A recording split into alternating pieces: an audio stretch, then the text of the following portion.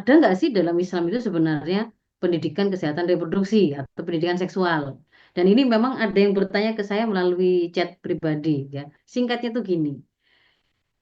Sebenarnya apa yang kemudian dibutuhkan oleh anak-anak kita atau generasi kita untuk kemudian bisa menghasilkan sebuah perilaku seksual atau pemenuhan kebutuhan seksual ini itu adalah harus benar, bukan semata-mata sehat dan aman.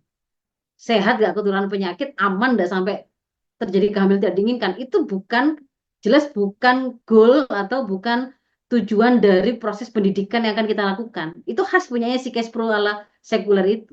Sementara dalam Islam sebenarnya bagian dari pendidikan seksualitas yang kita lakukan itu adalah bagian tak terpisahkan dari pembentukan syahsia Islam generasi. Bagaimana terbentuk keberadaan Islam pada diri mereka. Yang mereka itu memiliki pola pikir Islami. Setiap kali mereka itu memahami apapun, mereka akan merujuk kepada bagaimana Islam memberikan tuntunan.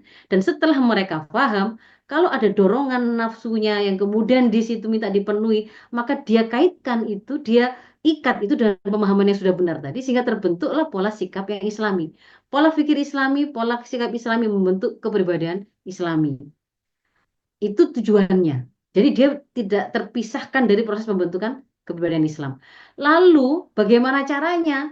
Berawal dari proses penanaman akidah, itu ini versi cepatnya, penanaman akidah, lalu membuat dia itu paham betul bahwa kalau saya itu hamba Allah, maka pilihan hidup saya mau saya jalani harus sesuai dengan tuntunan Allah, terikat kepada syariah Allah, baik itu dalam masalah ibadah, akhlak, muamalah, apapun itu, cara dia bergaul, cara dia memenuhi kebutuhan seksualnya dan seterusnya.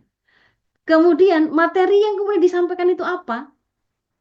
Materi yang disampaikan itu apa? Itu tidak lain adalah sebenarnya tuntunan-tuntunan Islam yang kalau pada bahasa praktisnya itu adalah fikih Islam yang kita jelaskan berbasis kepada usia. Misalkan kita menerangkan tentang kamu laki-laki, kamu perempuan, batasan aurat, ada 3 waktu aurat, meskipun itu seorang anak, tidak boleh dia masuk ke kamar orang tuanya kecuali dengan izin.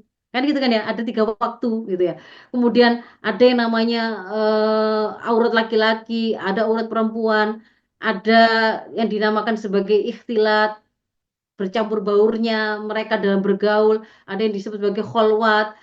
Itu semua sebenarnya adalah fikih, itu adalah aturan Islam. Ketika kita edukasikan, itu pasti akan membentuk sebuah profil anak-anak yang memiliki iffah, menjaga kemuliaan dirinya, yang dia itu tidak akan mungkin zina, dia tidak akan mungkin memilih untuk mojok berdua dengan bukan mahramnya, yang kemudian mau diajak diminta untuk membuka auratnya meskipun suka sama suka dia tidak akan kemudian ala-ala fandom yang kemudian mau dicium oleh fansnya atau bahkan kemudian mengeluarkan statement kalau hamil sama Jungkook gitu berkali-kali juga nggak apa-apa itu tidak akan mungkin keluar dari lisan generasi muslim yang terbina untuk menjadi generasi yang berbudaya Islam tidak mungkin ada kalimat seperti itu gitu ya meskipun dia tuh emak-emak pun dia juga akan mungkin seperti hari ini kan kita baca itu di komentar-komentar tuh kayak begitu kan kalau dengan si ini gitu ya, si artis ini, saya juga mau hamil gitu ya, dihamili berkali-kali juga nggak apa-apa. Itu kalimat-kalimat yang sebenarnya kan menghinakan.